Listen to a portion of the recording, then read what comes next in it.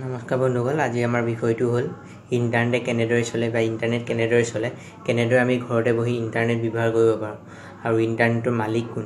আৰু এটা হ'ল জিঅ'ই কেনেদৰে আমাক ফ্ৰী ইণ্টাৰনেট দিয়ে। জিঅ'ই আমাক ফ্ৰী ইণ্টাৰনেট দিয়াৰ ফলত জিঅ'ৰ একো লছ নহয়নে। আজিকালি ইণ্টাৰনেটৰ অবিহনে থকাটো সম্ভৱপৰ নহয় বা মানে থাকিব নোৱাৰে আৰু ইণ্টাৰনেট সকলো ক্ষেত্ৰতে ইণ্টাৰনেট আৰু কেইবছৰমানৰ পাছততো আৰু লাগিব।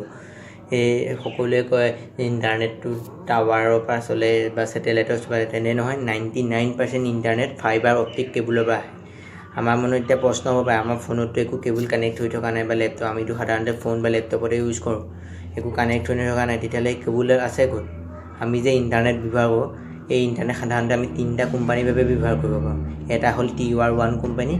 অতি সহজভাৱে ক'বলৈ গ'লে মই TR1 কোম্পানীতে বুজাই দিছোঁ, আচলতে বনালে বস্তুটো দীঘল হ'ব। TR1 কোম্পানী কি? TR1 কোম্পানী হ'ল এটা কোম্পানী, যি কোম্পানী সমগ্ৰ পৃথিৱীৰ সাগৰৰ তলে তলে তেওঁলোকে নিজৰ পইচা বা নিজৰ ইনভেষ্টমেণ্ট, নিজৰ টকাৰে এই কেবুল, ফাইবাৰ অপটিক কেবুল বুলি এডাল কেবুল থাকে, এই এনেকুৱা টাইপৰ, ইয়াতকৈ ডাঙৰ থাকে, মই বুজাইছোঁ। ইয়াৰ ভিতৰত অসংখ্য চুলিৰ নিচিনা কেবুল থাকে। এই কেবুলবোৰত তেনেকৈ তাৰ ওপৰত বিভিন্ন হেৰি দি পেলাই বস্তুটো ঢাকি থোৱা আছে, এইটো সাগৰৰ তলত লগাই থৈ দিছে। আৰু ইয়াৰ ফলত গোটেই এই কেবুলডালেদি গোটেই সমগ্ৰ পৃথিৱীখনক কানেক্ট কৰি ৰাখিছে। ইণ্টাৰনেট যে আমি ব্যৱহাৰ কৰোঁ, এই ইণ্টাৰনেট হ'ল সম্পূৰ্ণ ফ্ৰী। ইণ্টাৰনেটৰ বাবে কোনো পইচা দিব নালাগে, কিন্তু আমাৰ পৰা যি পইচা লয় সেই পইচাটো হ'ল মেইনটেনেঞ্চৰ। সাগৰৰ তলত থকাৰ ফলত সাগৰত বিভিন্ন জীৱ জন্তু থাকে, শ্বাৰ্ক থাকে, এইবোৰ শ্বাৰ্কে খাই দিয়ে বা কিবা কিবি হৈ যায় আৰু সাগৰৰ তলত। এই কেবুলবোৰ 25 বছৰতকৈ বেছি দিন জীৱন বা লাইফ এণ্ডৰ 25 বছৰ, তাতকৈ বেছি নহয়। সাগৰত বিভিন্ন জাহাজ চলে, সেইবোৰত লাগি ছিগি যায়। আমাৰ পৰা যে ইণ্টাৰনেট লয়, সেই ইণ্টাৰনেটৰ পইচা লয়, সেই পইচাটো সম্পূৰ্ণ ইয়াৰ মেইনটেনেঞ্চ, ইয়াত কাম কৰা মানুহ বা তেনেকুৱা টাইপৰ এইবোৰ কানেক্ট কৰাৰ বাবে, এইবোৰৰ বাবে পইচা লয়। বাকী আমাৰ ইণ্টাৰনেটটো সম্পূৰ্ণ ফ্ৰী। TR1 কোম্পানীয়ে নিজৰ পইচা বা নিজৰ ইনভেষ্টমেণ্টে সমগ্ৰ সাগৰৰ তলত, সমগ্ৰ পৃথিৱীৰ সাগৰৰ তলত এই কেবুল বহাই দিছে।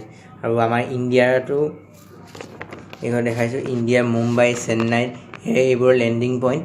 আৰু আমাৰ যদি কিবা ডাটা বা আমি গুগলৰ কিবা ৱেবছাইট খোলোঁ, তাৰ ছাৰ্ভাৰ যদি বাহিৰত, তেতিয়া আমাৰ মুম্বাই, চেন্নাই এইবোৰৰ যোগেদি বাহিৰলৈ ইয়াৰ যোগেদি বাহিৰলৈ ইয়াৰ ডাটাবোৰ উলিয়াই দিয়ে।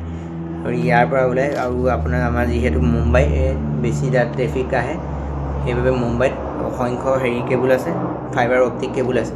যিহেতু ফাইবাৰ অপটিক কেবুলৰ পৰাই নেটটো চলি থাকে, তেতিয়া এইবোৰ ছিগিলে একো এফেক্ট নহয় নি? সেইবোৰ জোখতকৈ বেছি কেবুল বহাই দিছে, যাতে এডাল দুডাল বা কিছুমান কেবুল ছিগিলেও একো নহয়, যাতে আমাৰ ইণ্টাৰনেটটো ৰখি নাহে। এনেদৰে আমাৰ ইণ্টাৰনেটটো চলে।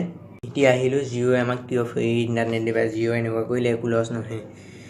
জিঅ'ই নিজৰ সাগৰৰ তলে তলে তেওঁলোকে নিজৰ কেবুলবোৰ বহাই দিছে। তেওঁলোকৰ কেবুলেদি তেওঁ ডাটা বাহিৰলৈ নপঠিয়াই বা নকৰে, তেওঁলোকে সাগৰৰ এই সমুদ্ৰৰ তলে তলে তেওঁলোকে নিজৰ কেবুল বহাই দিছে।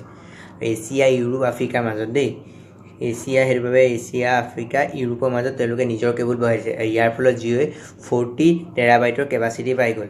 আৰু জিঅ'ই এইবাবে ফ্ৰী ইণ্টাৰনেট দিব পাৰে, যিহেতু তেওঁলোকে নিজৰ কেবুলেদি কিবা ডাটা থাকিলে বাহিৰলৈ উলিয়াই দিয়ে, ফলত তেওঁলোকৰ একো খৰচ নাই।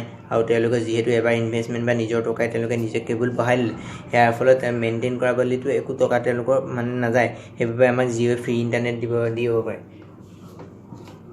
আৰু তেওঁলোকে কিবা ডাটা থাকিলে তেওঁলোকে বাহিৰলৈ নিজৰ হেৰিয়েদি উলিয়াই দিয়ে, ফলত তেওঁলোকৰ একো লছ নহয় বা তেওঁলোকৰ একো খৰচ নহয়। যি খৰচ হয় তেওঁলোকে নিজে কেবুল মেইনটেইন কৰোঁতে বা কানেক্ট কৰোঁতে যি খৰচ হ'ল, এয়া হৈ গ'ল। আৰু এতিয়া মেইনটেইন কৰোঁতে যি খৰচ হ'ব, সেইবাবে জিঅ'ই আমাক ফ্ৰী ইণ্টাৰনেট দিব পাৰে। ইয়াৰ ফলত জিঅ'ৰ একো লছ নহয়। যদি ভিডিঅ'টো ভাল লাগে, চেনেলটো ছাবস্ক্ৰাইব কৰক, ভিডিঅ'টো লাইক কৰক আৰু শ্বেয়াৰ কৰক। Thank U.